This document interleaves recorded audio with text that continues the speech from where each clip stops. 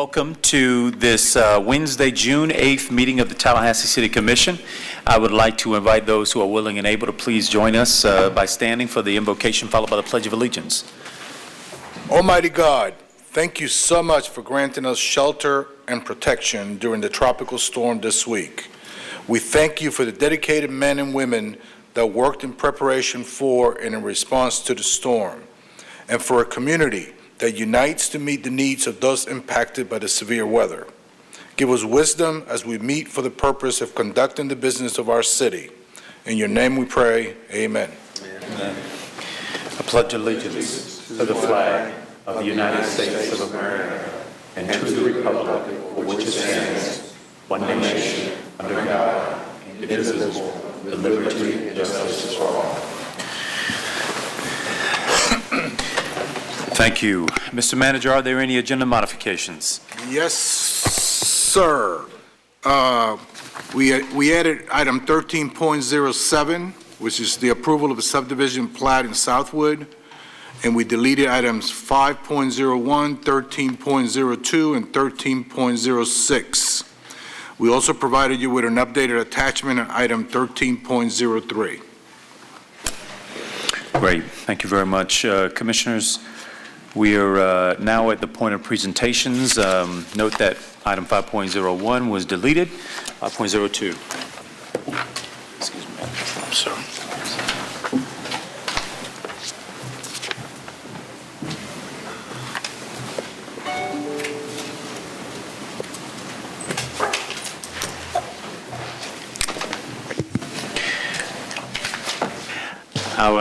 I now have the occasion to present a proclamation proclaiming the month of June of 2016 as National Caribbean Heritage Month. And I'd like to invite those who are here to receive that proclamation to join me here.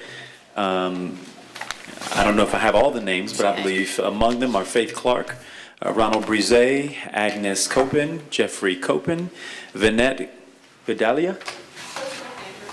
All right. Oh, there it is. Hey, attorney. Andrew Skerritt and Roy Tucker, who are all here present for this presentation. And the proclamation reads, whereas this year marks the 10th anniversary since President George W. Bush proclaimed June as National Caribbean American Heritage Month, and whereas during this time we celebrate the contributions of the Caribbean American community is to the fabric of our nation and honor the many levels of partnership and friendships between the United States and Caribbean nations. And whereas many Caribbean Americans have influenced our nation's history, from Alexander Hamilton, our founding father of the United States and the first Secretary of the Treasury, to Roberto Clemente, the first Latin American and Caribbean player inducted in the National Baseball Hall of Fame. And whereas generations of Caribbean immigrants and their descendants have made Florida their home and preserved their rich cultural heritage that is now a part of our state's history. And whereas Caribbean Americans have contributed to Tallahassee's diversity, its culture, and economic development through their careers in government, journalism, law, education, science, business. And whereas the Caribbean American Heritage Council of Tallahassee recognizes the contributions of Caribbean Americans to our nation and honors local leaders such as Ronald Brise, Agnes Copin, Jeffrey Copin, Vinette Gadaya, Andrew Skerritt, and Roy Tucker for their enduring service and their accomplishments. Now, therefore, I, Andrew Gillum, by the authority vested in me as the mayor of the city of Tallahassee, Florida, do officially proclaim June 16th as National Caribbean American Heritage Month in the city of Tallahassee, and ask our citizens to join in the celebration and participate in activities related to National Caribbean American Heritage Month. Will you all please join me as we salute these individuals and celebrate National Caribbean Heritage?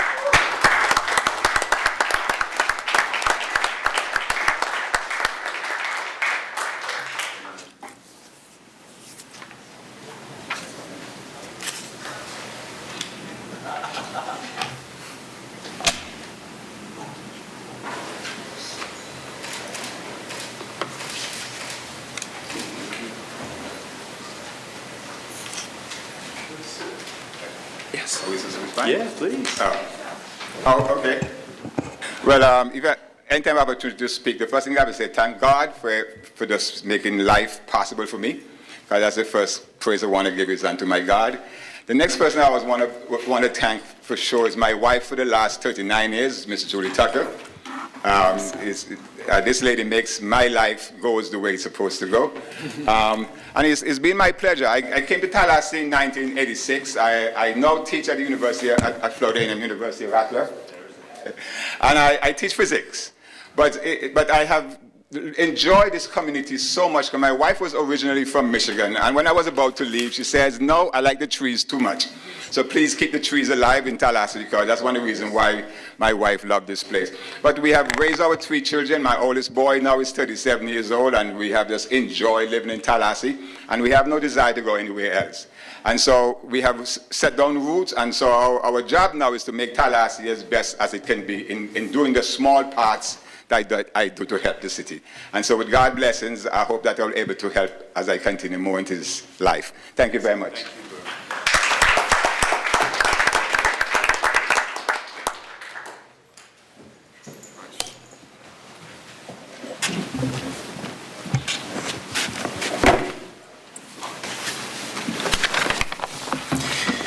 It wasn't mentioned by name in the proclamation, but we also all enjoy Caribbean food. Should have had its own whereas clause. Apologize for that. Again, thank you. Commissioners, we now have 30 minutes set aside for input from those individuals speaking on the agenda item. And just as a reminder, we do allot 30 minutes at the top of the meeting for public input, and speakers have 3 minutes to address the commission. Treasurer Clerk, are there any speakers? Yes, Mayor, there are. One of our speakers is Mayor Marks on item 1101. I don't know if you want to take him at the time of that agenda item. We could. I also was going to acknowledge him under 8, but Mayor Marks, your preference. Well, you go first. Good to have you back in the chamber, sir. I know you miss us dearly. I will. No comment on that. John Marks. I guess it's 200 West College Avenue, Suite 226, Tallahassee, Florida. It's really awfully, kind of a little bit strange being here, but not too much. An empty seat. I can tell you this, however, that this is a milestone for me, a very significant milestone. Not only is it the first time I have been back in this chamber since, November 2014? Mm-hmm. It is the first time since that time I've worn a suit in 2 days. So it really feels good. And I realize that I may be constrained to 3 minutes. I have no problems with that at all. Mayor, we'll probably ask you back up again during the time to give us an update. Mayor, if you have that button, that cutoff button. We don't have those. I was just going to say, if I go beyond my allotted time, feel free to use it. I have no problem. We practice civility, so note the card up on the dais. All right. Well, anyway, I'm here to bring you an update on Amtrak. That's 60 seconds. I didn't hear that one. No. Okay. I'm here to bring you an update on Amtrak. As many of you know, before I left office, I was on the U.S. Conference of Mayors Transportation and Communications Committee, and during that period of time, there was an effort to restore Amtrak service from New Orleans all the way through Jacksonville, through Tallahassee, Jacksonville, all the way down to Orlando. After I left office, I was contacted by John Robert Smith, former mayor of Meridian, Mississippi, to continue that work. In the interim period, that was a period of time when Commissioner Miller actually helped us with that. I think I took a hiatus from that, and she did a wonderful job in carrying that torch during that period of time. I'm here to report that we are making significant progress. And I want to thank you all for allowing me to serve on the Gulf Coast Working Group, which is a group that's charged with making several determinations, not only the type of service, the route of service, who gets service, what stations they're going to be, where the funding is. As many of you know, at this point in time, it has been allocated by Congress. I mean, the resolutions have been passed. The only problem is there's no appropriations. consistent with many things we see with Congress. It's been authorized, but we have no appropriation. So we're in the process of determining what that appropriation should be, how much it should be. We can't go back to Congress until we do the studies, and do the studies on the railroads, the tracks, the stations, and all of those things. And that's what we're in the process of doing at this point in time, the Gulf Coast Working Group. We have meetings twice a month. Once, we have been doing this for, I guess, about 4 or 5 months now. In New Orleans, Mobile, and I'm going to get that in a minute because we have an obligation in the city of Tallahassee. But we meet twice a month, once in person and once by telephone. It just so happens tomorrow will be a meeting by telephone, and if anybody would like to join in, please let me know. I'll give you the call-in number, and you can hear what we're talking about. We're discussing a number of issues, including the CSX contract and what CSX may do for us. We're discussing the stations themselves. I think many of you were there, I guess it was a couple of weeks ago when there was an inspection of the station, and I'm pleased to report that our station is in really good shape. There will be some things that have to be done with that station in order to bring it up, but the station is in pretty doggone good shape. Now, if we want to modernize it and do some other things, that's another issue. The other good thing about our station, it is ideally located.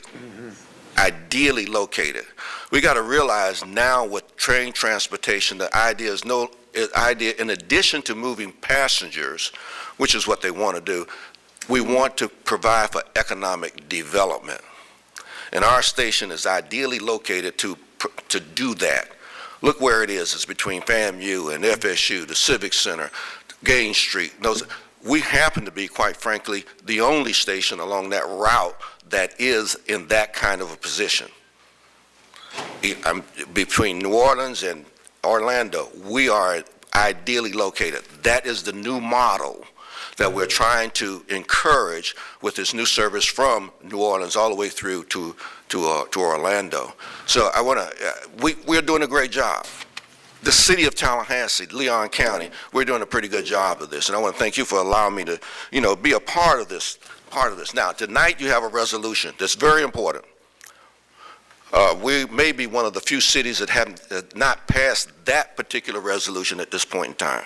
So, of course, I'm urging you to pass that resolution, and I would like to report to the group tomorrow that the resolution has been passed, and they will get it very, very soon. They were waiting for that. So I urge you to pass it. I understand it was on consent, and that's good, and I'm glad you allowed me to speak to you. Now, the other thing is this. As I indicated to you earlier, we meet twice a month. Tomorrow will be a meeting via telephone.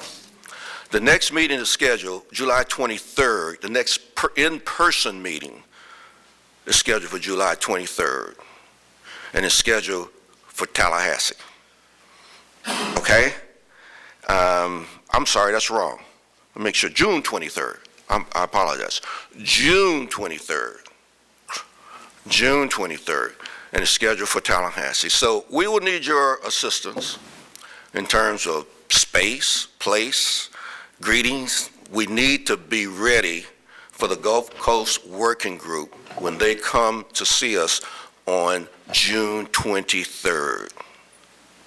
We really need, this is important. This is just as important as when we came in and the stations and all that kind of. So we need your support in order to make them understand the significance of the city of Tallahassee. Really, we have to provide the report to Congress. I can go into the details of what's necessary in that report, but I have the minutes, and I can show you the minutes of our meetings if you would like to see them.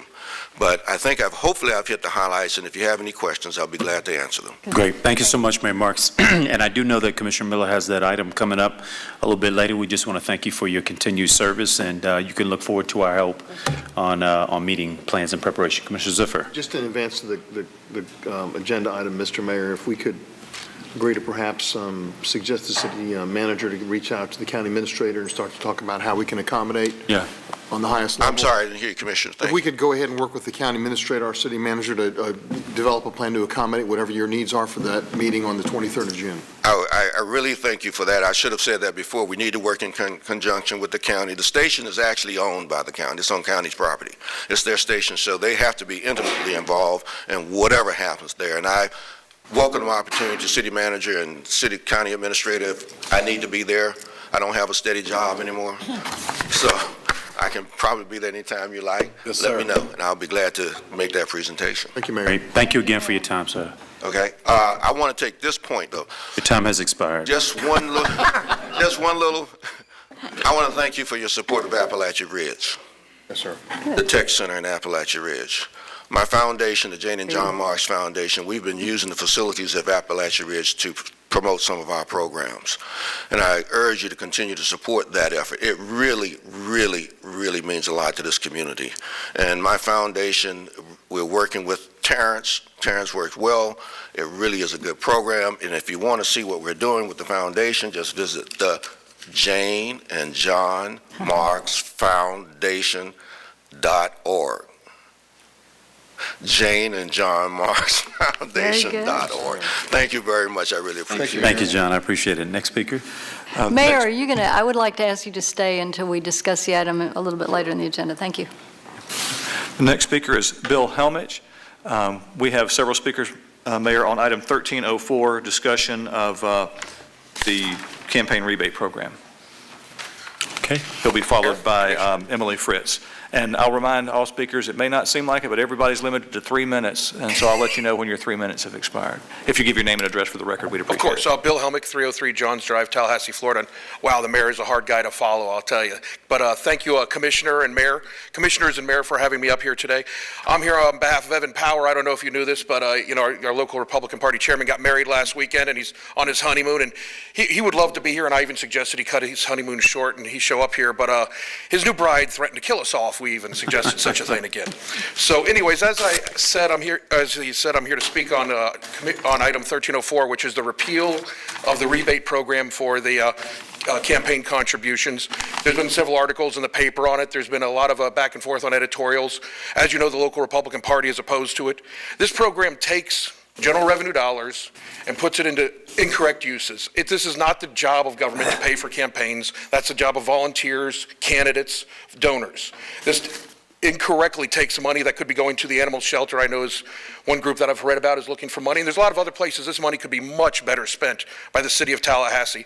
So I want to encourage us all to work together to put this on the ballot as a standalone item. At the state level, as you know, if there's a citizen referendum, it's limited to a single subject, and in that case, this item would never have been on the ballot to begin with because it violated that. This was put into a greater ethics package, a bigger package, and as an item that was kind of log rolled into it to make some group happy or get some money from somebody. I'm not really sure how all of that worked. So I think it should be put out as a standalone item, put on the ballot, so it can be reviewed by all the citizens of Leon County and see if the citizens of Leon County, or the citizens of Tallahassee, I should say, want the city of Tallahassee paying for candidates. It's a really poor use of government dollars. It's not a core function of government to pay for anybody's campaign. The campaigns of Republican candidates, campaigns of Democrat candidates, campaigns of independent candidates. And also, as you know, it's illegal to coerce people to give to campaigns, say, oh, if you put money in this campaign, I'll give you money back. Bosses do that. People get in trouble throughout the state, throughout the country for doing that kind of thing and go to jail. But here you have a situation where somebody can go to their employees and very easily say, if you give money to candidate X, fill his form out, give him a $25 check, fill his form out, you get the $25 back. And so it could easily be used as a form of coercion, which would be very hard to prove at a later date. And I just think that is another problem with this. So as I said, I'm in favor of it. I'm glad you all have put this on the agenda. I know Commissioner Miller, her staff got back to me very quickly on it. Commissioner Maddox's staff, I know all of your staffers are very busy, and the email came in late. But thank you very much for putting it on. Have a great day. Thank you. Thank you. Next speaker. Next speaker is Emily Fritz, followed by Marilyn Wills. Thank you very much. My name is Emily Fritz. My address is 1433 Vucare Drive, 32308. And I'm also here on agenda item number 13.04. And I'm here in support of your proposal to discuss the ballot initiative to repeal the campaign finance rebate program. This initiative would allow the voters to have the opportunity to take a closer look at the program. When the rebate program was included in the ethics amendment, I believe it was misunderstood. And I know that because I've heard people say that they didn't realize that it was in the ethics amendment. And keep in mind that if the voters repeal the rebate program, it will have no impact on the ethics board at all. So the ethics board can continue as is without the campaign finance rebate program. The bottom line is that it's inappropriate for the city to be involved in political campaigns, and it's certainly inappropriate for the city to fund them. It has not served the purpose that it was intended for. There have not been a lot of additional candidates for commission seats because of this program. From what I can tell, there has not been enhanced participation at any level of the political process for this program. It also has the potential to become a significant budget expense at a time when the city certainly has budget issues that we are all very much well aware of. So please move forward with this initiative, and thank you for your time. Thank you. Thank you. Next speaker. Marilyn Wills. And she also is on 1304, Mayor, and I will check my speaker's box here, but I believe that's the last speaker on agended items. We do have some other speakers, but all unagended. Thank you. My name's Marilyn Wills, 2326 Kilkenny Drive West. First of all, thank you, Mayor Gillum and Commissioner Ziffer, for meeting with representatives of Citizens for Ethics Reform. We will continue to request meetings with the other members of the Commission in the coming weeks. The goals of the Charter Amendment that Tallahassee voters approved by 67% in 2014 were twofold. First, we offered the citizens of Tallahassee the opportunity to create a world-class ethics program where citizens could bring complaints if they suspected unethical activity. At no time did we suggest that city government was unethical. We were hoping to raise citizen awareness of ethics to guard against any future problems.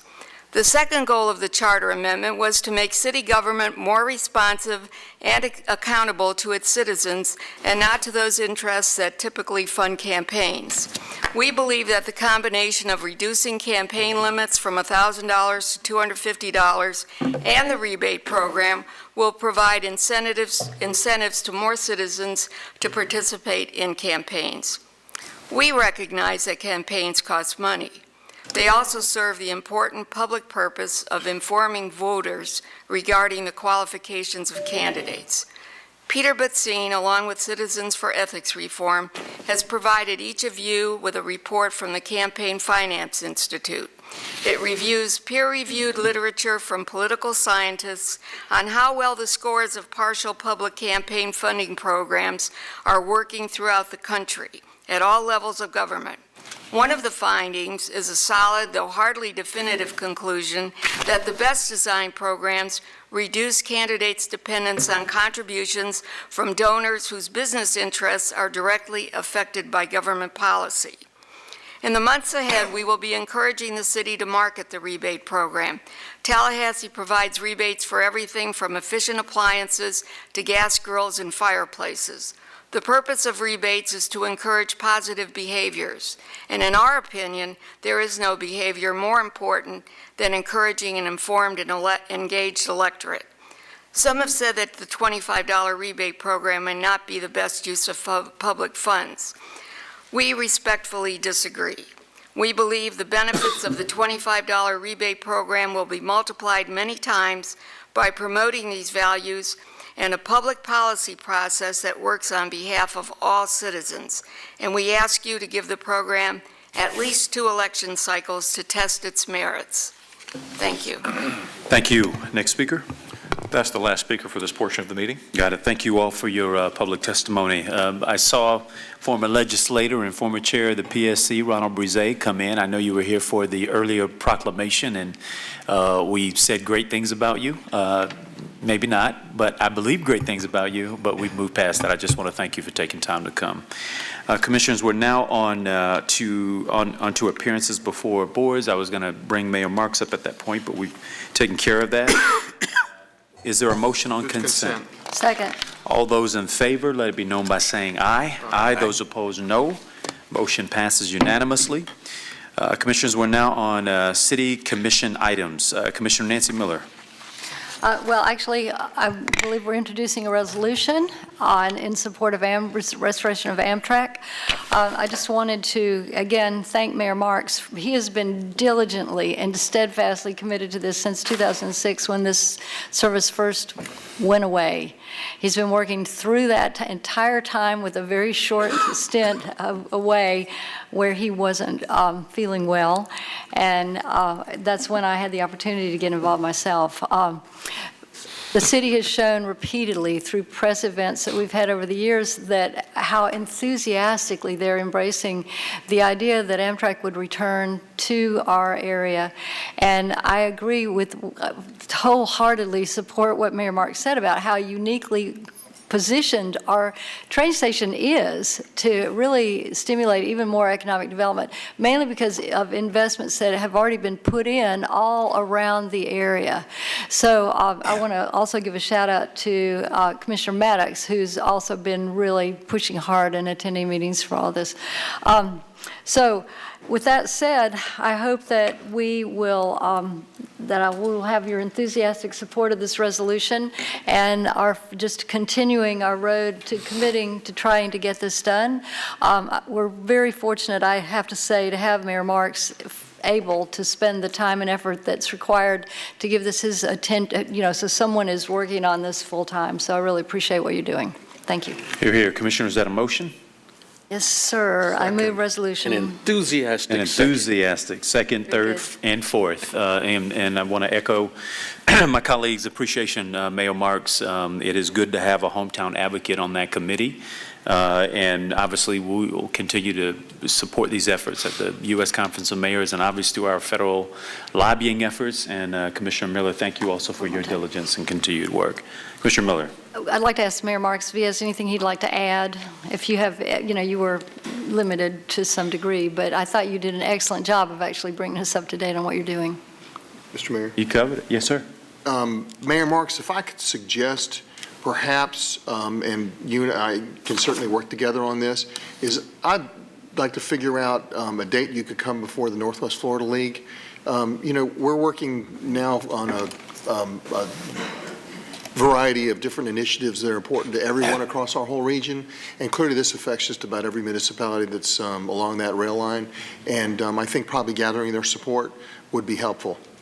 Excellent idea, Commissioner, and I will be glad to do that. You just let me know when. Yes, if sir. It's in Destin, that'll be even better, but Gotcha. No. See what we can do.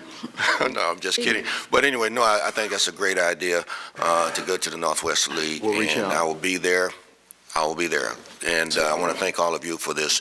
We just need to make sure this community, and you all are doing a wonderful job, and the enthusiasm that's in this community for this project, we're going to make it. We're going to make it happen. We're going to make it happen. Thank you. Thank you.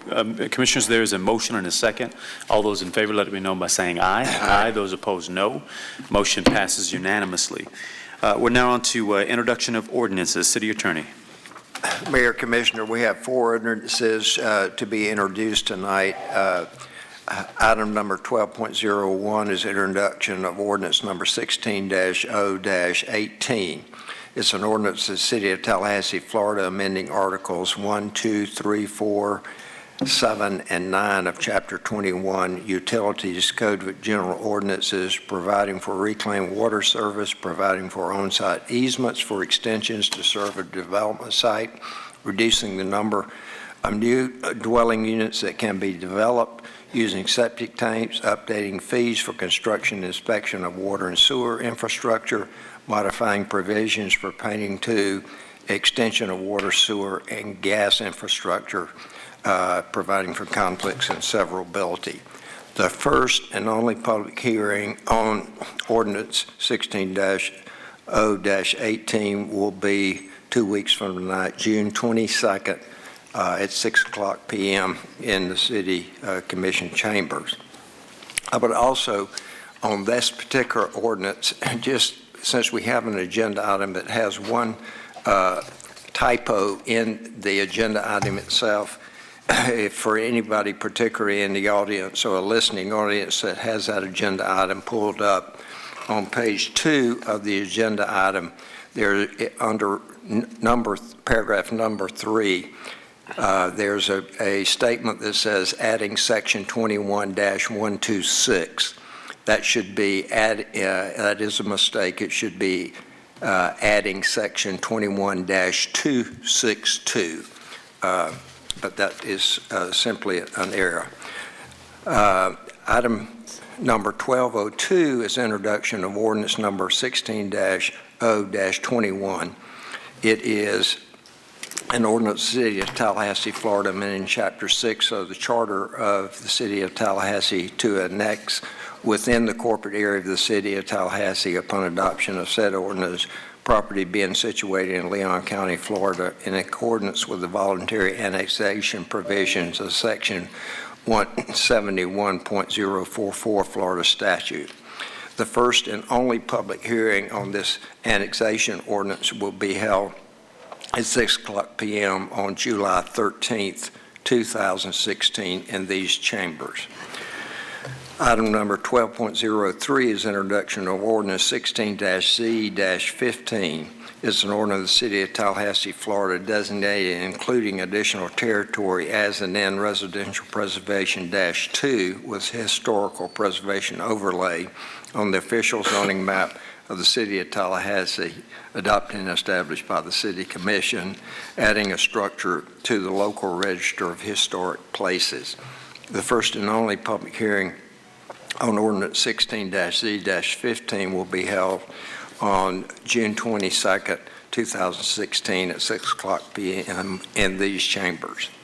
Finally, item 12.04 is ordinance 16-Z-19.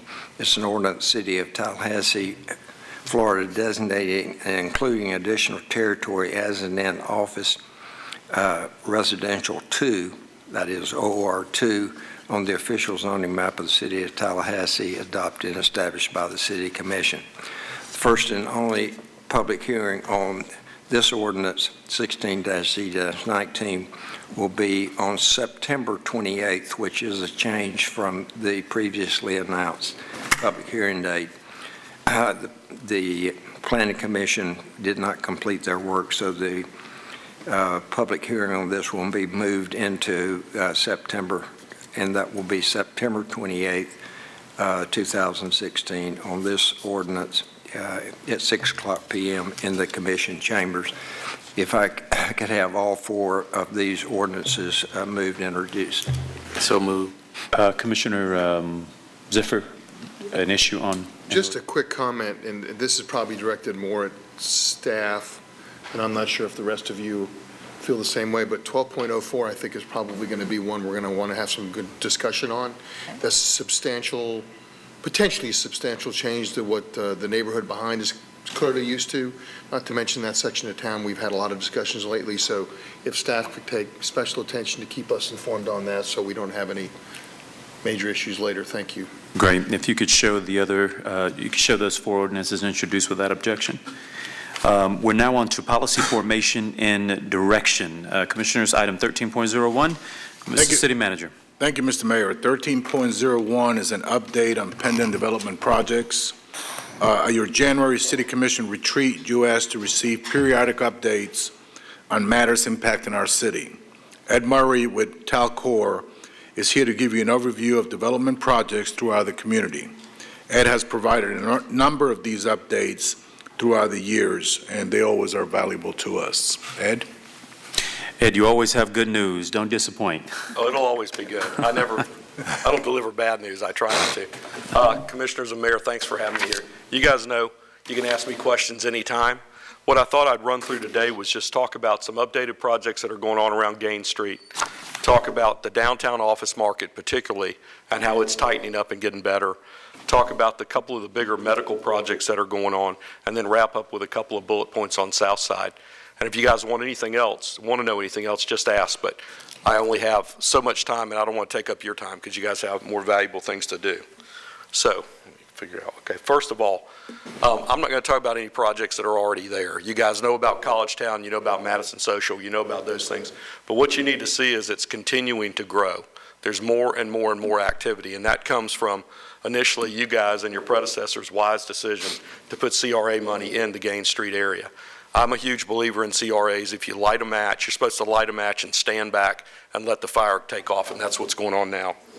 You've got College Town's doing phase 2 that's going to open up in 2017. It's well underway if you guys have been there. Now it's starting to really fill in nicely with additional parking, with urban, with everything else, and then to the north is College Town. You're going to see a beer garden. You're going to see much more residential units. You guys probably know what the rents are there, but if you don't, my son lived there for 2 years. It's anywhere between $850 and $1,000 per month per bed to live in those developments in that area. So what you have there, you have people that that have discretionary income to spend, and they spend it. That's why you're seeing urban or the Urban Outfitters of the world go there. There's a couple of others. That's continued. That's 199 more beds.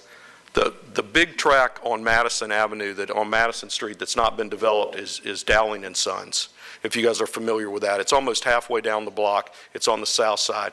North American Properties they're going to be building a 414-bed housing development that's not going to open until the August 18 cycle. And another positive thing you have, if you guys saw, Dowling is moving off Jackson Bluff Road, almost at the corner of Jackson Bluff and Appleyard. They're going to completely renovate those couple of industrial buildings and go there, which helps give that area a shot in the arm as well. Just on a side note, a couple of years ago, you couldn't give away an industrial property, a warehouse. You couldn't lease it. You couldn't sell it. You couldn't do anything with it.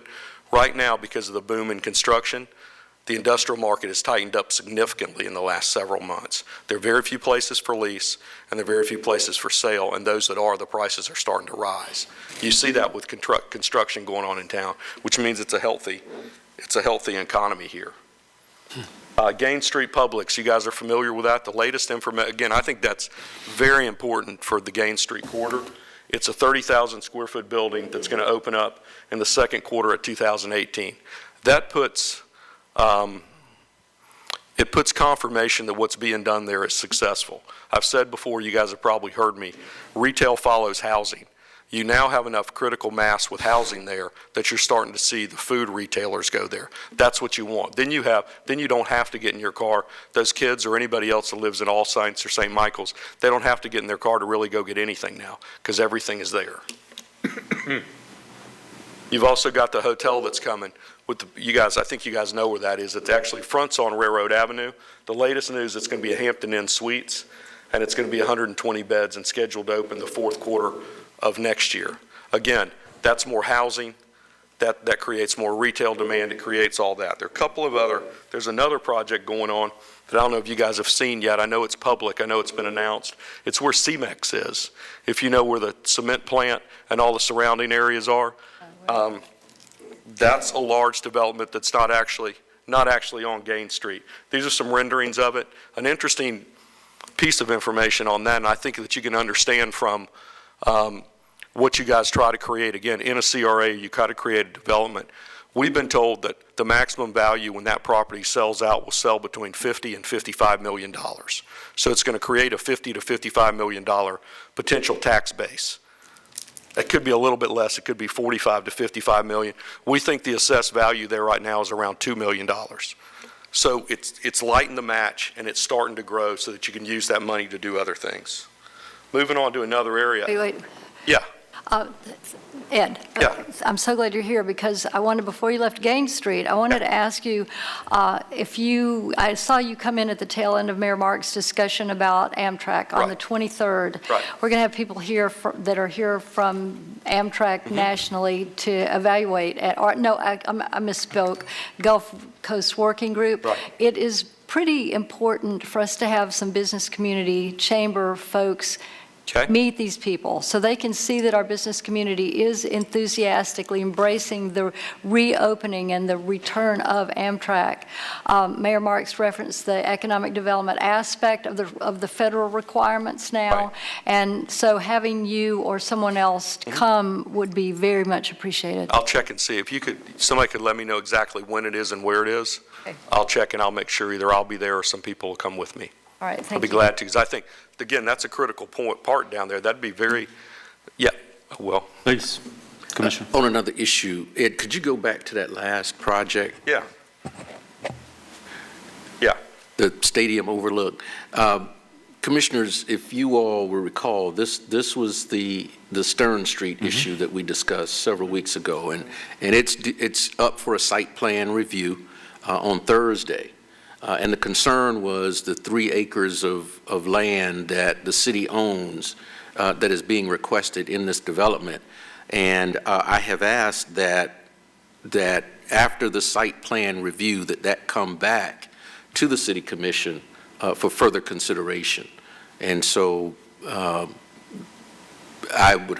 sure our attorney will advise us when it comes back. But I'd like for us to have more discussion on that issue after the site plan review on Thursday. And Yeah, and I wasn't here to talk about the site plan. I was just talking about projects that I are know. out there. Yeah, Commissioner Miller? Ed, is this a current picture?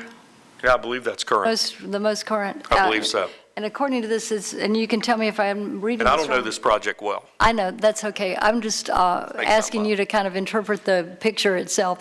At the bottom, down here at the south end, I don't see a building on the very southernmost end. Am I right about that? I don't see one on this. All right, thank you very much. Appreciate that. Let me see. And I think that's current, but again, That's okay. I download things that are out there. All right, Yeah, sorry. let's go from there. Appreciate Okay, your help. I covered industrial. Did you have something? I thought you were. I was just responding to Commissioner Richardson. My understanding is, Commissioner, that it will be a condition of approval of the site plan, identified as a condition of the sale of the property by the city. So that will have to come back to go forward. Okay. Okay. I touched briefly on industrial. I didn't have a slide on that, but that's a good thing for you guys to know that it is healthy and it's getting better. Now you'll start seeing, so what you see next is you'll start seeing some buildings built. You'll see industrial buildings built and things like that. That's how the cycle works. Downtown office buildings. This is just a quick snapshot, just showing what's available there now and how quickly things are tightening up. But the most important to look at, there's a couple of projects worth looking at there. Well, this first one is the City Center project. That was the old Federal Building, the Hobbs Building, the ugliest building in town, whatever you want to call it. They had a lot of things, a lot of different names to it. A couple of years ago, the ownership decided that they needed to spend money on the outside of the building. They've spent about $3.5 or $4 million, about $4 million on the outside of the building and on some interior parts. It was 60% occupied. Now that it's almost finished, we're within one lease away of it being 95, 96% occupied. It's practically full now. They spent the money. They spent their own money. They didn't come for any money. They spent their own money, and they're getting a return on that to build the value back up. But that certainly helps because the more it's worth, the more it's assessed. But there's a lot of positive reasons for that. And the other one downtown is Brian Ballard's building, the Ballard building that's being built. That's not a dream. That's under construction. You guys can see that right now. It's 55,000 square feet of high-end office space. It's going to be very, very nice, and it's going to have probably a very nice restaurant on the ground floor. That's the plan, and those are being discussed right now. That adds those two things, along with the tightening of the rest of the office market, shows how healthy that is downtown. All those segments are good. Again, a couple of years ago, that was not the case. Medical. A couple of projects you guys are very familiar with. The VA clinic should be opening up any day now or any month now. That's a tremendous economic impact because it's a day clinic. It's not a hospital. So people may come in town from Chipley and they may need 1 or 2 procedures today. They may need another 1 or 2 tomorrow, and they come in with their family and they have to stay for an extended period of time. We think it's a huge economic impact to the community with the hires they're making, the good quality type employees that you want hired. There are going to be some spinoffs around that. I can't name exactly what they are now, but I can't imagine hotels not going around, restaurants going around. I can't imagine helping the housing stock from people that want to live at something in that area. You've also got TMH, the medical center. I'm fortunate I'm on their board. That's an exciting board to be on. They're a tremendous community partner from economic development.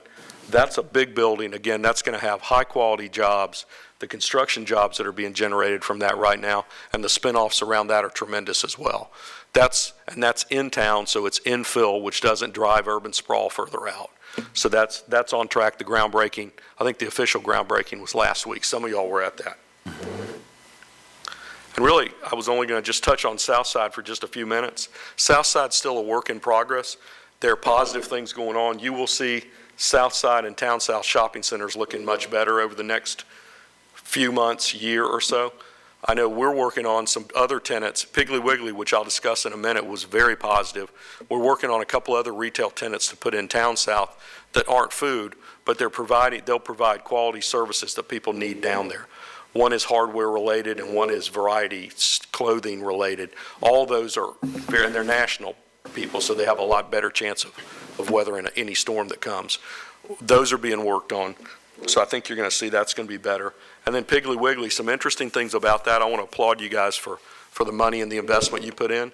Piggly Wiggly employs 118 people. I don't know if you guys have been there. It's doing twice the average of local grocery store sales per foot. I've been in there a couple of times. It's killing it. I mean, you go in there anytime you go, it's healthy, it's vibrant, it's bright. It's just what needed to be done for the food desert that was there. That was a huge addition to that area. If you ask my mother, there are meats that you can get at Piggly Wiggly you can't get anyplace else. I believe that. It's crowded, and it's crowded with everybody.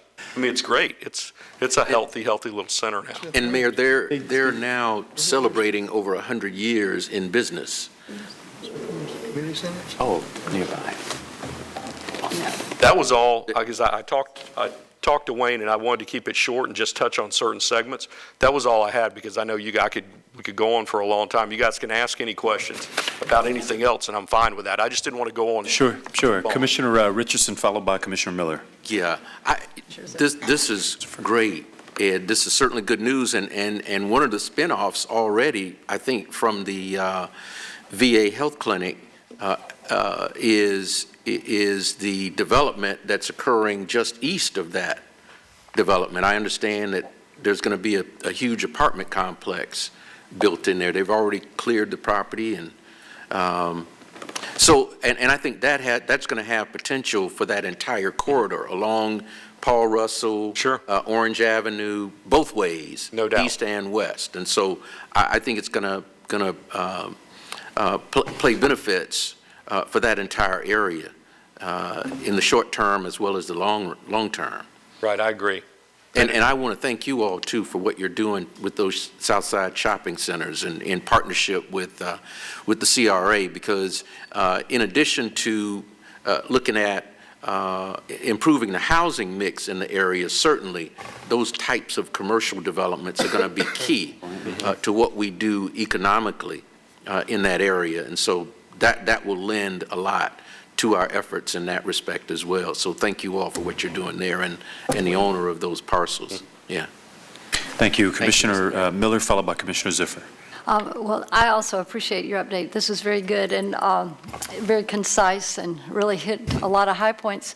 I was wondering if you're going to be presenting this at the Chamber Conference to Yeah, others? there'll be, I do whatever Sue tells me to do. I think we all do that.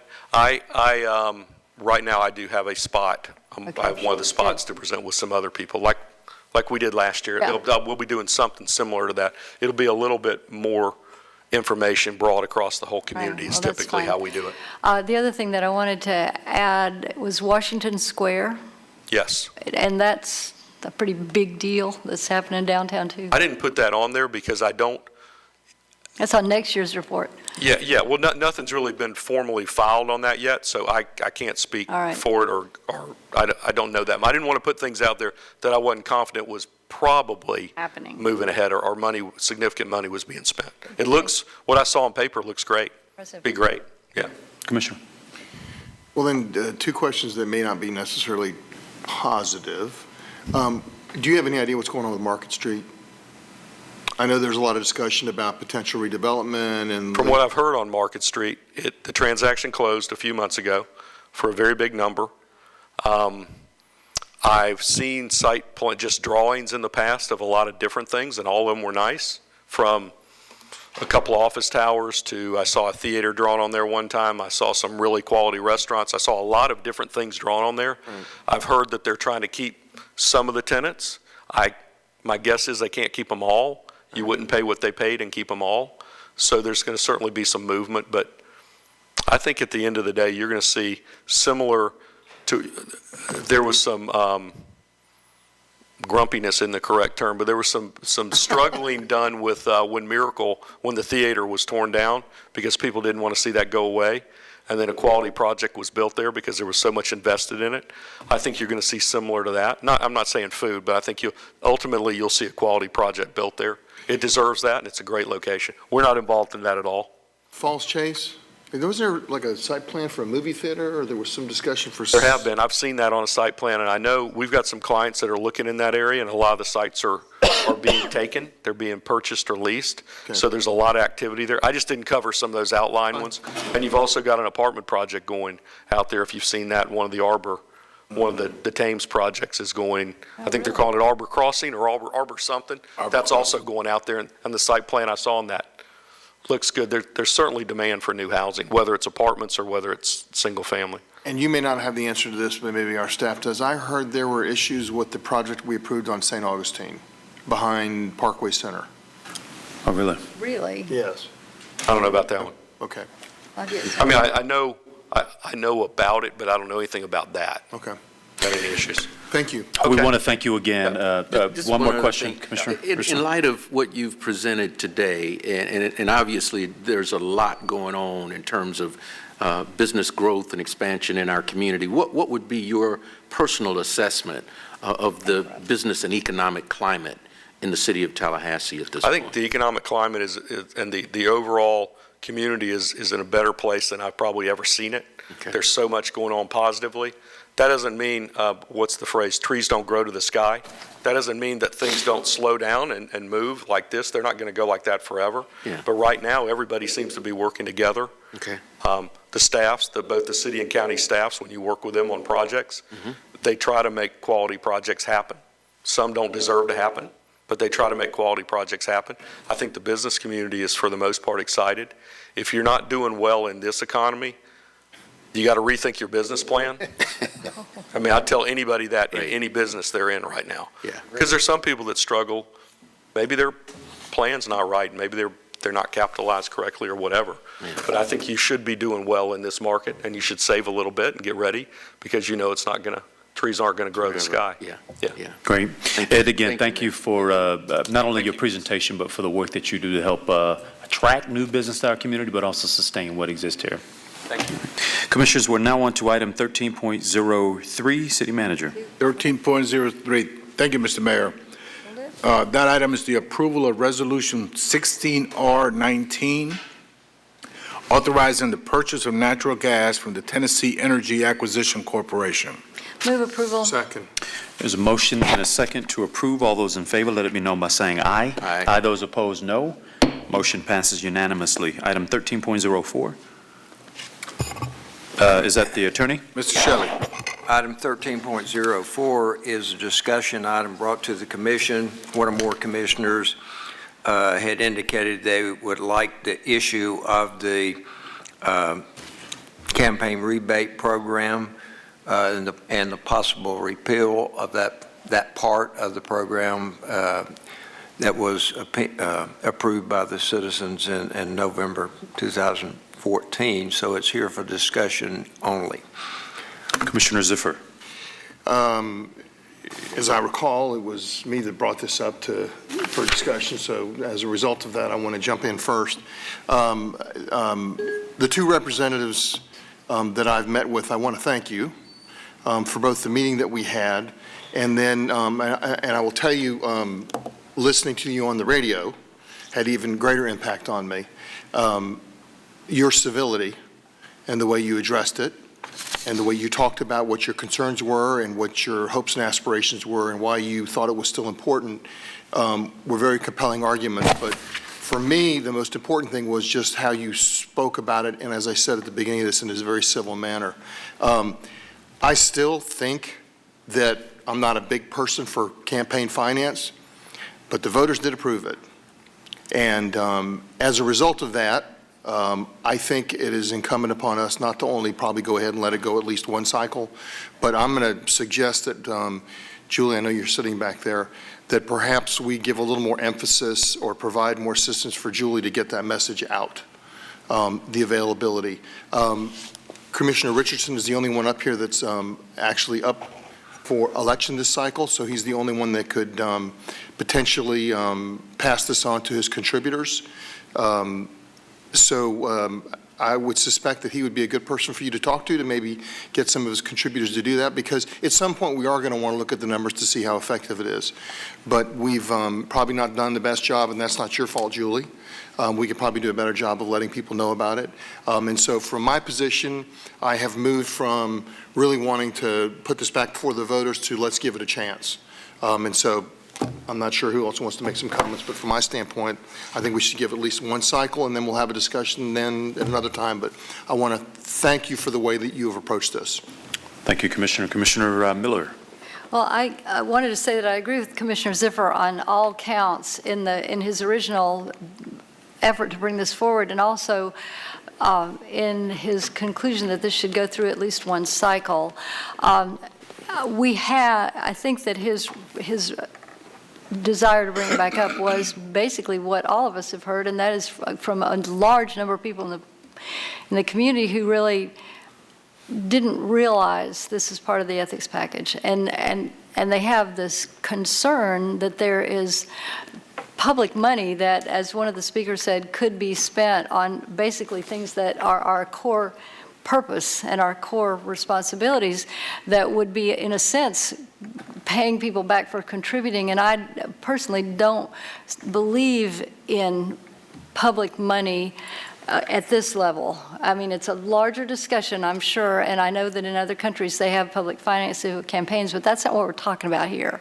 I mean, we're talking about a very small amount of money. And so over the time, I'm hoping that in the evaluation of this cycle, that basically we look at who's asking for rebates and then check on past contribution lists and see if the people were involved in contributing in the past. And the measure of success, according to what I understand your motivation was for putting it on there, would be that it brings in new people. New people are involved in the campaigns, and so I think that's what we'll be looking for. At least that's what I'll be looking for as far as evaluation of how effective it is. And other than that, I wanted to make one thing clear. We have I've seen a lot of things in editorials and so forth, basically saying the city commissioners and the elected officials are doing this. Well, this is absolutely not the case. The city, and even one of our speakers said the city should not be involved in campaigns, basically the city commissioners are not involved in campaigns. The city government is not involved in campaigns. None of this, we are mandated to offer this program because of a referendum that was passed by the community.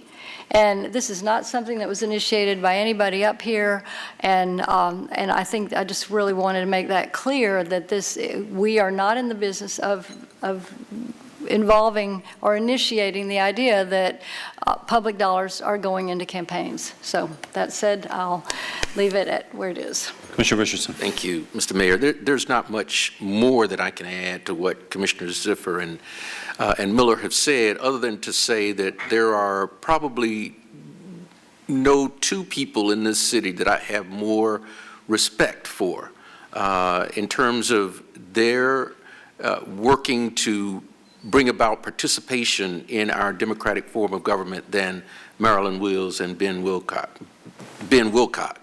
And now Peter Butzine as he comes in, and his lovely wife Sally, who I've known for years, and all of the others who earnestly pushed this referendum through because they felt it was the right thing to do for the community. I have some concerns about the public financing as well.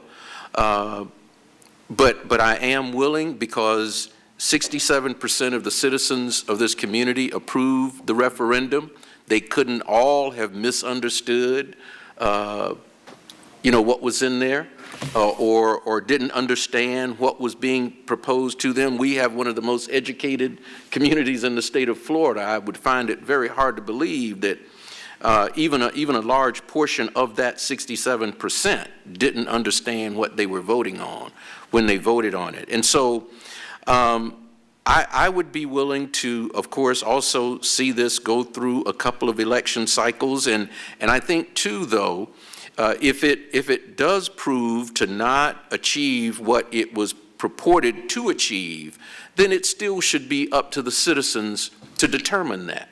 And for those people who are opposed to it, then they should go through the extraordinary steps that the original group went through to get it on the ballot and to get it passed.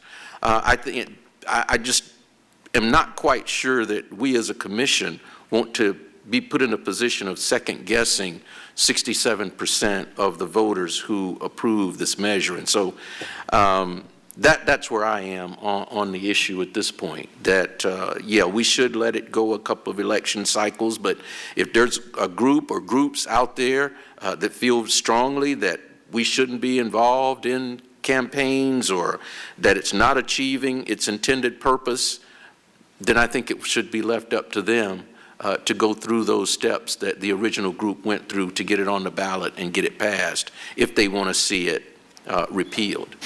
Thank you, Commissioners. And I'll, just say, I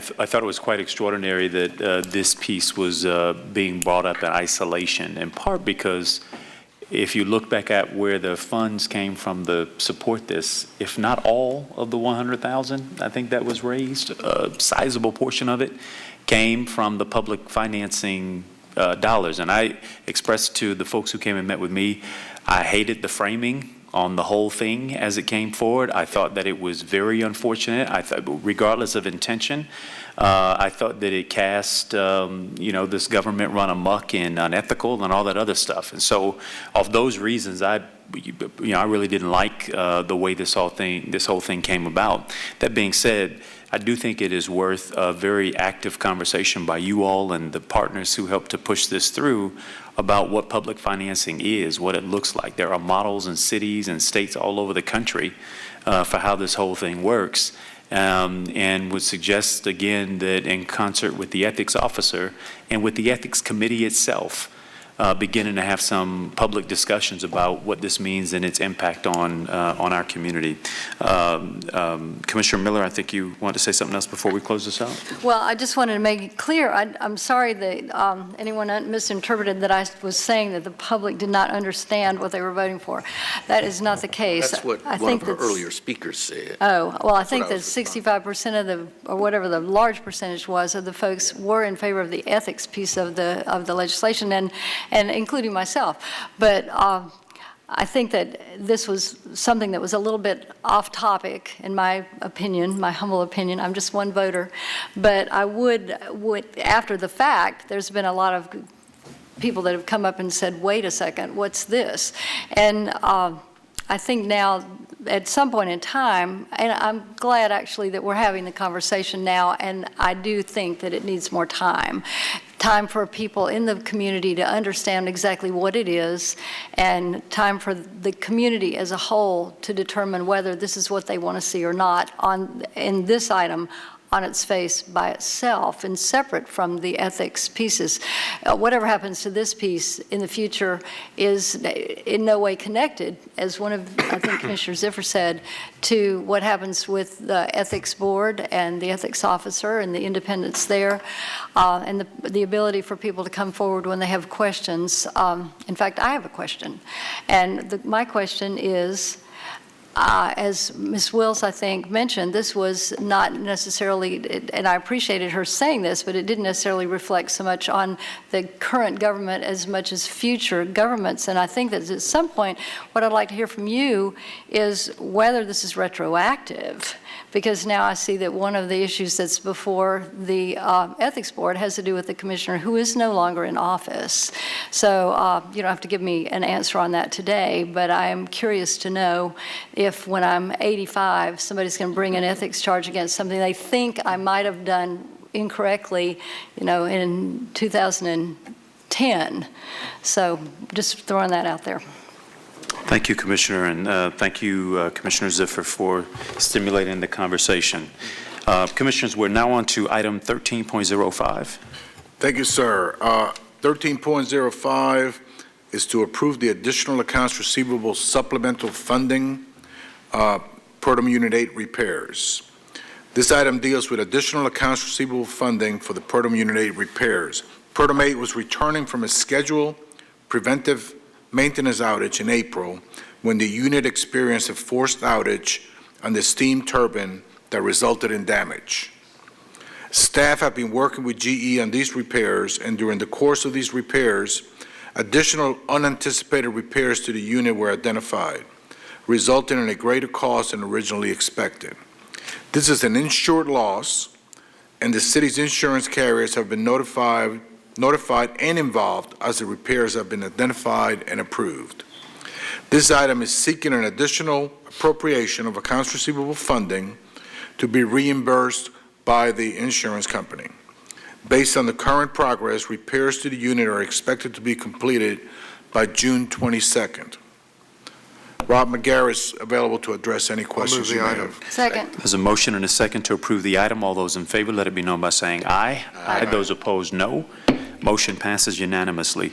Item 13.07. 13.07, Commissioners, the next item requests approval of the final plat for the Southwood Unit 32 Phase 3 subdivision. This 8.5 acre subdivision, which abuts Mossy Creek Lane on the west, is being developed by the St. Joe Company.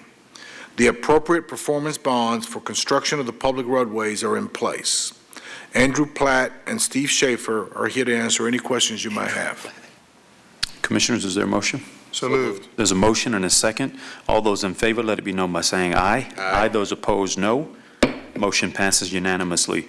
Commissioners, we're now at the point of the meeting for unagended speakers. Speakers on unagended items.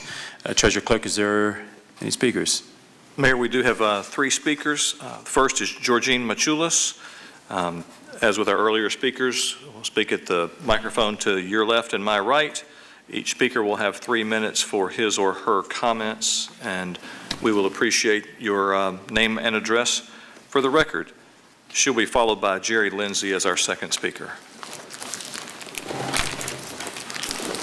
Hi. Hello. I'm Georgie Machulis. I live at 1200 Stern Street, Apartment 2B, Tallahassee, Florida.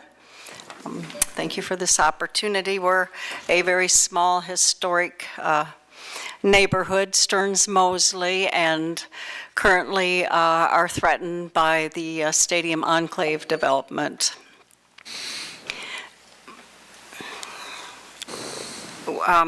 We're very worried about how it's going to decimate our community anyhow, and we're happy about the redevelopment of the concrete plant, and we believe we can live and be compatible with urban development. We believe that we've worked so hard to restore this crime-ridden community to something that's viable and healthy. And we've worked really hard to exercise our rights as citizens and live in this democracy. We've went to many meetings and emails and letters and done research. And I want to say that we're just so grateful to live in a community where we can come and express ourselves and be heard by you all. We are still adamantly opposed. We know there's been some changes, some small changes to the proposed Stadium Enclave development, but they really haven't addressed our concerns. When we bought our property, we were told that that would be forever green space and remain part of the Lake Alberta Park parcel, and we still would like to see that happen very much. We can't compete with a $55 million tax base. We're very small and tiny here, but we are a viable, healthy neighborhood, and we're your citizens, and we feel like you have taken the time to listen to us, and you've respected us and looked at the picture, and we're very grateful for that. So thank you for helping us and working towards protecting our beautiful and historic little neighborhood there. Thank you. Thank you, Georgine. And just to be sure, you did see the updated renderings? Yes, we did. We've Okay. looked them over quite closely. Got it, okay. Thank you. Thank you. Mr. Mayor, if I Yes, could just Commissioner clarify Ziffer. something that has to do with the earlier item we talked about regarding the $25 rebate. Oh. Just to be sure, it's clear, at this juncture, it's my understanding if we were to try to put this on the ballot for November, we would have had to make some decision tonight so that it could come before the commission at our next meeting so it could be voted on before we go on break. So by us not taking action, effectively that removes us from any process of putting it on the ballot for November. Correct? That's correct. Okay. Thank you. Next speaker is Jerry Lindsay and then Cliff Thale. Thank you. Yes, my name is Jerry Lindsay. I'm a resident of Stern Street as well in apartment B6. It was really exciting to hear about all the great projects that are happening around the city, and many of those are creating really vibrant, vital parts of our town and are creating a walkable, bikeable downtown core. And that's something that we were attracted to and we're helping to try to create with our project. This really isn't the case with the Stadium Enclave, even as redesigned that it will be presented on Thursday. It exceeds the parking guidelines that the city developed by 2 times for this urban core area. And those are still just feet from our door. Commissioners, we believe very strongly that this project can be successful, and we're very supportive of something that replacing that cement plant, but we believe it can also be successful without having those impacts that are mere feet from our door, and that's what we're asking for. Again,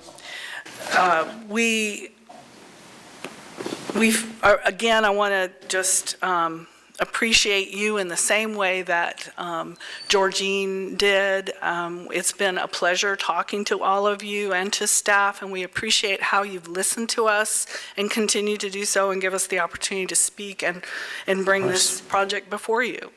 But we believe that this community is unique. It has unique characteristics that are worthy of being protected, and we don't want to see sprawling parking lots and loads of traffic dumped onto little tiny roads that were built to design for horse and buggies. And we don't see the changes that we had hoped to based on our work so far, and this is, what we hope to see changed before it comes before you. Thank you. Thank you. Thank you. Cliff Thale, and that's the last speaker that I have a speaker form for. Great. Thank you. Commissioner. Thank you. Good afternoon, Commissioners and Mayor and staff. Really grateful to be here as well. I got one over on Mayor Marks, so I haven't been back in this chamber for 6 years, so I got him by 4. But I'll just echo what Georgine and Jerry said. I'm here representing several dozen of my neighbors as part of the Stearns-Mosley working group.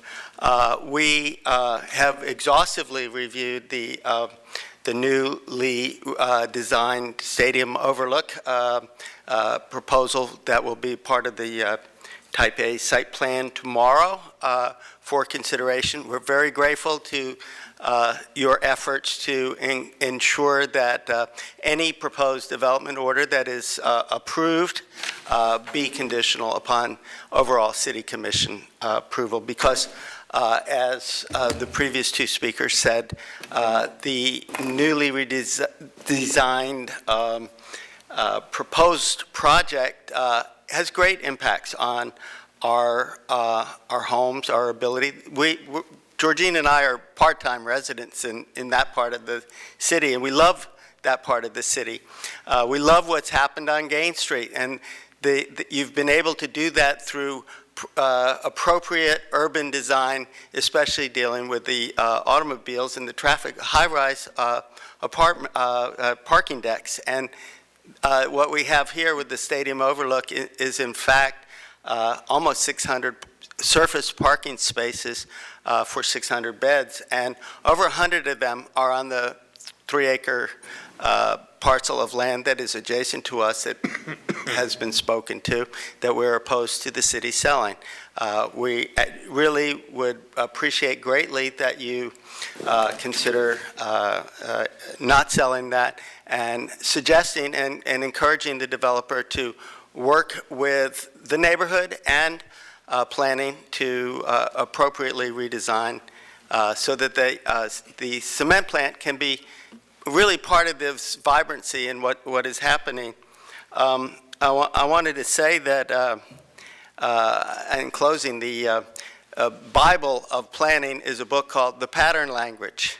It's authored by a guy named Christopher Alexander. The Pattern Language recommends for urban residential developments such as this, no more than 5% of the land being allocated for parking. What we have here is between 30 and 40% of the land being used for surface parking. The noise, the lights 15 or 20 feet from our homes would really be disastrous for our quality of life and our property values. So that's what we came here for, to thank you. We appreciate you listening to us. We've met with each of you, probably more than you cared to meet with us, but we're really grateful, and staff has been fantastic as well. So thank you again for being there for us. Great. Thank you very much, Commissioner. Quick question on the parking piece. I assume, not for you, Cliff, thanks. You probably know the answer to this, given your history. But the parking requirement, this is consistent with the code's requirement, is that right? And then if you could just delineate whether there is a more urban standard that's applied here or a traditional standard for parking requirements? Commissioners, I apologize. I don't think we have anyone from growth management here. Oh, Karen's here, so may have to bring her up. One person. Let me just say that, Karen, if you can come up while I'm addressing. In person. So when we adopted the multimodal code, our intent long-term is to reduce cars in our community and have people rely on other modes of transportation. We've discussed parking in our multimodal in our downtown area for several years. Most of the developments want the development to come in with one parking space per bedroom. This is coming in with less than one parking space per bedroom generally. I'll let Karen reflect what the code states. You do have some flexibility. Long-term, we hope that some of these parking lots will quite honestly turn into a more intense development with more building. So when we're meeting with developers and we're looking at ways they can arrange the buildings on the site, we're having those conversations long-term. If we can get our multimodal program working full steam ahead where people are utilizing multi-modes of transportation, more building, less parking. Lastly, from just general comments, a lot of times we say as long as the project's designed right, you get the parking that you want. So that is something that we look at very carefully, especially in our downtown and urban areas. We want the parking to be tucked behind the buildings, away from the public streets. So that's typically how we evaluate many of those projects that ask for more parking than what the code requires. In this case, however, it is a case that the buildings surround the parking. Is that right? That is correct. Okay. It's a very odd piece of property where the development adjoins a public street. You will find the building fronts the street with parking back to the rear. But if you realize the property is a triangle. Mm-hmm. The only frontage it has to a public street is, what is the street, Mosley? Mosley Street, and they have designed that appropriately. One per bedroom. Wayne's correct that the parking standard is one per bedroom in the code, and that was recently changed by the commission about a year and a half ago. Got it. Thank you. Commissioner Mayor, Richardson. and I'm hoping we'll have more discussion on this when it comes back after the site plan review. But one thing about this, it's personal for me, and I shared this with Cliff in a conversation I had with him recently. When my wife and I built our home, 1 month later, we were told that developers had bought property in our neighborhood to build a multifamily development. And it met all the regulations and rules and ordinances, but it would have been devastating for our little neighborhood. And 1 month after we had moved into our brand-new home where we had made a commitment, I mean, we never could have imagined that something like that was on the way. And I told Cliff that, you know, we understand that development is going to occur in that area because they're right in the crux of FAMU Way and what's happening on Gaines Street and will be happening soon on Lake Bradford Road. But it may not happen in our lifetimes, but we certainly owe it to them because they made an investment in an area when nobody else would. That area was a rough area, but they were willing to take the risk and go in there and make the investment. And I think that we owe it to them now to do everything that we can do to protect that neighborhood. And we talk about and you all need to go over there and look at those little narrow streets. Mosley and Stern, I think I could reach both sides of the street if I stretched my arms out. So how all that traffic is going to be routed on those two, and I think it might be Stearns, Cliff, correct me if I'm wrong, where at one point there's a tree on both sides of the street that are directly across from each other, and only one car can go through at a time, going either way. So, yeah, like I said, I'm sure we'll have more discussion, but I just, you know, and I'm not questioning you all on your decision on the Glenview property, but that was another issue where I'm like, 10 feet to give the neighbors a little more comfort. I mean, I think that we can do that for these established neighborhoods to give them that comfort, realizing that eventually, that development is going to occur. And they've even acknowledged that it's going to occur. They're okay with it. But at this point, protect their little enclave if we can. And so I just think we owe it to them to do that. Thank you. Commissioner Miller. Well, there are two things that I'd like to ask about. First of all, I just want to make sure I truly understand exactly where this stands right now, and that includes, you made a comment about the Planning Commission didn't complete their work on something, or was that on a different issue? That was different item. Different item, That was a okay. different item. All right, and then I would like to know what the Planning Commission's current position is on this. That's one thing. And also, and then the other thing is completely unrelated, and it is the park across the street. Apparently, the city owns property that's across the street, across Stern Street, correct? And given the fact that in past discussions, we've talked about FAMU Way, it's making its way over to Lake Bradford Road, and I think, Mayor, you're the one that brought it up, that there is going to, this is the beginning, and there's going to be a lot more activity in the area, all the more reason why that piece of property that's across the street needs to take off the market, and we need to turn it into passive park to guarantee that there will at least be that bit of green space left for this, not just for the folks here tonight, but for the entire area. It's low. It's a place where water goes when it rains, and I should have driven out there the other day to check it out. And I promise you that if I get another opportunity, I will do that. But it's beautiful. I mean, there are these huge oak trees over there. It's just absolutely exquisite property.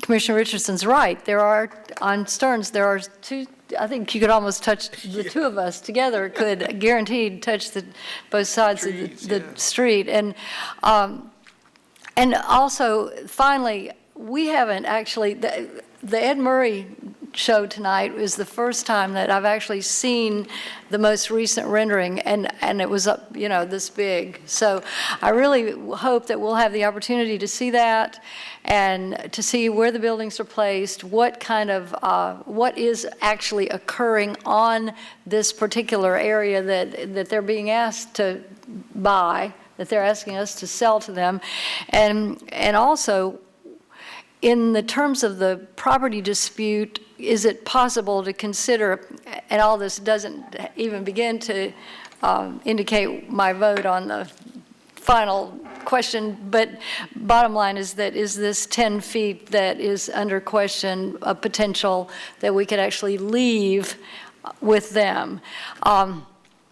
I just really, this is a really unfortunate situation. I have been here before. I've been to the complex. I've been to the property itself, and I know that these folks actually had good reason to believe that this was going to be green space, especially when you go to our GIS maps and you see that it's labeled Lake Alberta Park. I mean, what are you supposed to think when you're getting ready to be an adjacent property owner? So that said, I really would like to be very clear that there is a caveat in whatever happens at the DRC meeting that says that we will have an opportunity to discuss this, and at the very least, that this whole project approval is contingent on whether we determine that we do agree to sell the property at all. So I understand that it is not our prerogative to pass judgment on a site plan or a type A review. That's fine, but we do have the prerogative to pass judgment on a sale. And so just make sure it's very clear when you go to DRC that that is clear in the decision, in the final decision that comes out of DRC. Thank you. Thank you. Commissioner Ziffer. Just being one that always brings things up that we've discussed before, several passionate comments here made today about people investing and people building homes and rebuilding areas and having an expectation that things would stay similar around them. Let's just remember that as we talk about potentially in the future about throwing probably a couple hundred cars on Georgia Street with a 5-story building that's near one-story homes that we not too long ago thought was extremely valuable to put into an area in Frenchtown. So let's remember that.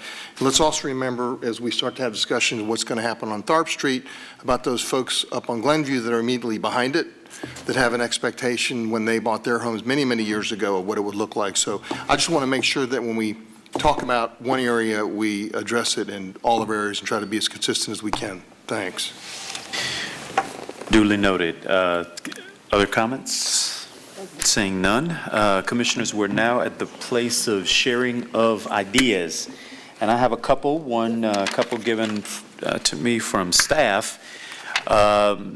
Men's Week is next week, and it is promoted to heighten awareness for preventable health problems and encourage early detection and treatment of diseases among men and boys, with approximately 65% of the city's workforce being male. This is a great reminder for the men who live healthy lives and to routinely see their primary medical professional on an annual basis. It's my understanding, I don't know if there's anybody here from personnel, but there's some kind of built-in incentive into our health plan for men to go and get annual checkups. So this may be a great time to exercise that benefit, if I'm correct. And to bring awareness to our employees, we are encouraging everyone to wear blue on Friday, June 17th, which is nationally recognized. You're a little early, Commissioner Miller. June 17th is nationally recognized as Wear Blue Day.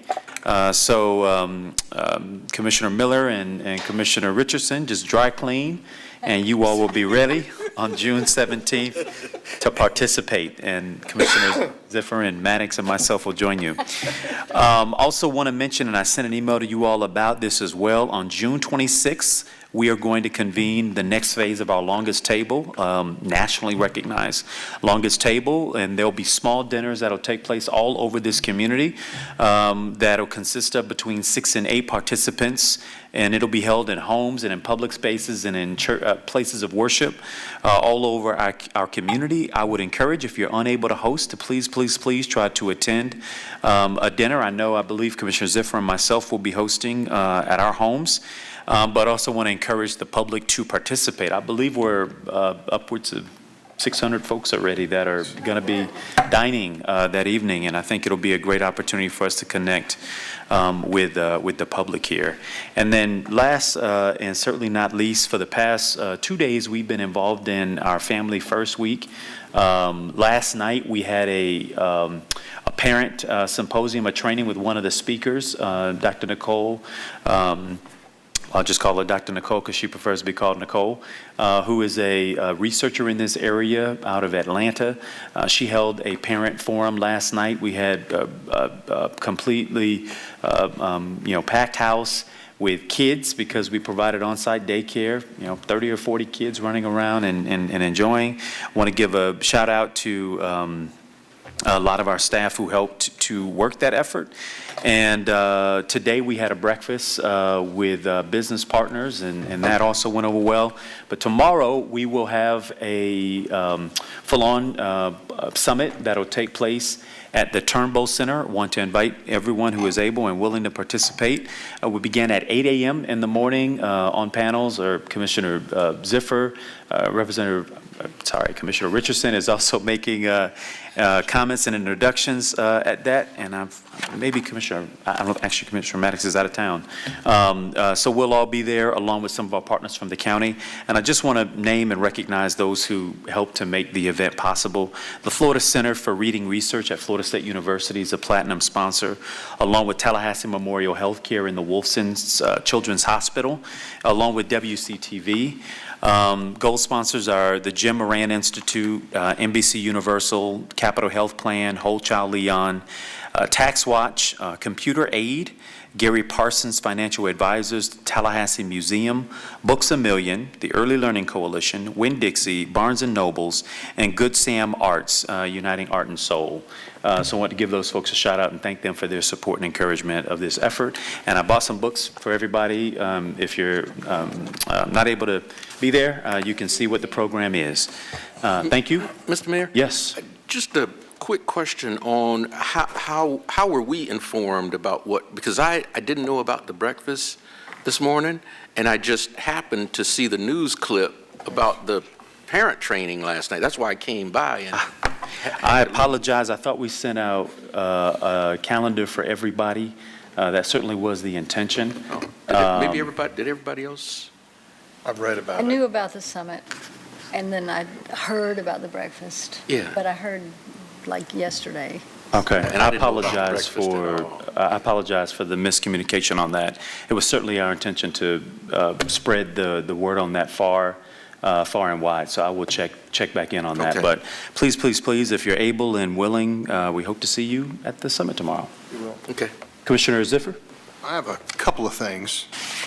The first is I'm going to take responsibility for something. There was an opinion piece this morning in the newspaper by Barney Bishop referring to our upcoming budget workshop. And I'll take ownership on some level in that I believe I suggested to the commission that we look at taking it out of City Hall. You suggested that. Well, he suggested a time, and then we suggested, and just for clarification purposes, our first effort, quite frankly, was to do it at the Senior Center, and there was a conflict there, and then we looked at Lafayette Park. In the Arts Center, there's a gymnasium there was a conflict there, so we ended up at Smith-Williams. Now, having said that, I'll defend with anyone that we should have an opportunity to have budget workshops anywhere in this city. Because quite frankly, everyone in this city has an opportunity to come speak. And some would argue that it's easier for those that don't have transportation or may have difficulty getting transportation to go to a location that's close to them. And I dare say we probably have more folks on some parts of our city that have greater difficulty getting places than others. So I'll defend the fact that we're doing it at Smith-Williams. I think it's a really good place to do it. Now, having said that, we're going to have 2 budget workshops later in the summer, so maybe we should take those now that we know what those dates are, clearly. We could do one of those maybe at the Senior Center but somewhere else, but I think this is a good thing. I think we're probably going to have a great turnout. I'm looking forward to having that, and I'm looking forward to having people not only from the business community, as Mr. Bishop has suggested need to come, but also people that live in our neighborhoods, Sure. People that are retired, anyone that wants to come speak and listen and participate in a process that's important to every single person that lives in the city of Tallahassee. So there's that. Now, the second thing is, just to bring you up to date and also to get kind of hopefully a...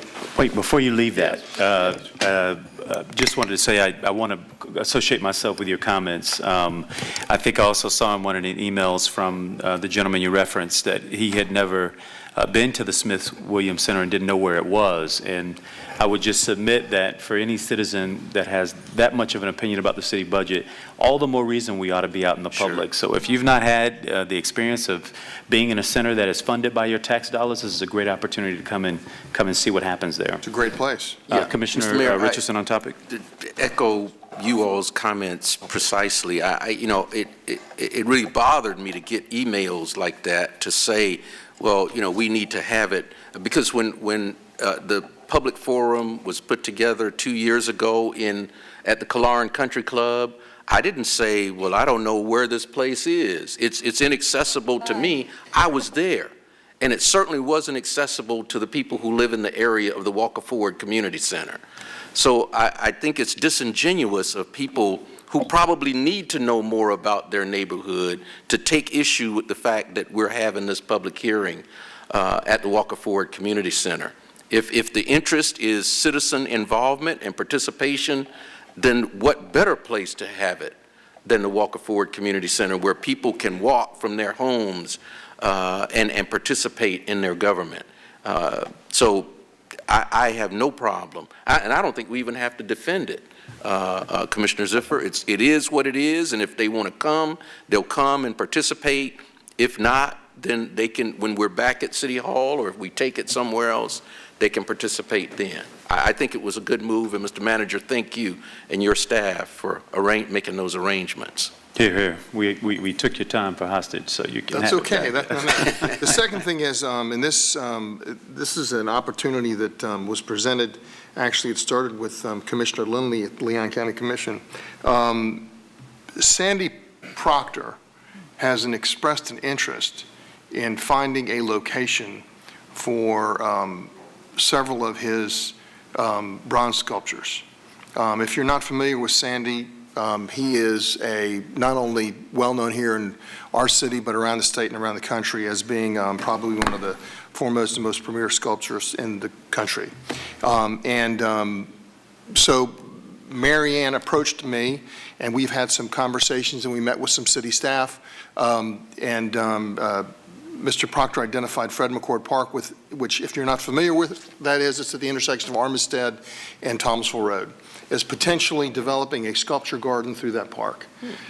So Mary Ann and I have had some conversations with different people, and we have received, up to this point, and we've hardly even started, commitments of either cash, and we've actually received some funds already, and sculpture donations of over $100,000 already. And we would expect to have somewhere in the range of $150,000 to $200,000 when we hopefully will have this sculpture garden in the park. So what I'm asking, if you wouldn't mind, and I've spoken to the city manager, is getting with, I guess we have a landscape architect on staff for availability to start to design what this might look like, so that we can take it out a little bit more to other folks that may be in the position to donate. These would not be restricted to just Sandy Proctor sculptures. They might be other things too, but there's a great opportunity for us to develop something in a real central core part of the city that also is a gateway into our city, so people could see as they come into our community that we're a city that clearly puts the arts at a very high level. So I just wanted to get some support. We'll keep you informed clearly, but there's a great opportunity. There seems to be some tremendous interest so far in the folks that we've talked to, so we just wanted to be able to move forward with that. Here. Any objection? No. Without objection. Thank you. Thank you. Commissioner Miller. Well, first of all, I'd like to tack a comment on to what you said just recently, Commissioner Miller. Whoa. What did I say? She said Commissioner Miller's beautiful, talented, smart. Wayne Tedder presented me with this fabulous idea one time for what we used to call as Boca Chuba.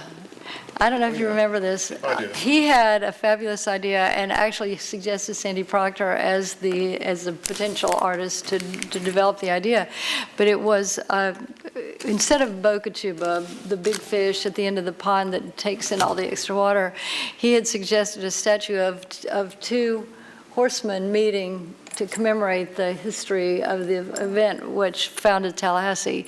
And this isn't something that I certainly expect you all to jump on right this very minute and, allocate the money right in the middle of the budget. But fact is that I'd like to vet that idea further in the coming months and maybe the next year and see if we can see it. I thought it was a fabulous idea, very, very dramatic, because it does symbolize the actual founding of the city. So I wanted to throw that out into the Sandy Proctor conversation. But what I wanted to share with you is that the Public Service Commission has actually come to our city and asked us to come and speak to them about our demand-side management program and how we are able to offer reasonable, affordable, reliable rates, and yet with a clean energy source, and actually offer the broad range of programs that you've seen our staff present to you before. And I wanted to say that that is why I can't come to your Summit on Children. I will advertise it, though. You'll be featured. And the last time I saw this book, I did go, and it was an absolutely astounding array of speakers, and they were very, very informative. And so I hope that you all are able to go and you're able to get as much out of it as I got out of the first one. But I will be going to see the Public Service Commission on Thursday, along with our staff, and we will be sharing with them our secrets of success. Thank you. Great. Thank you, Commissioner. Commissioners, any other items for sharing? Seeing none, Ms. Manager, anything? We stand in adjournment.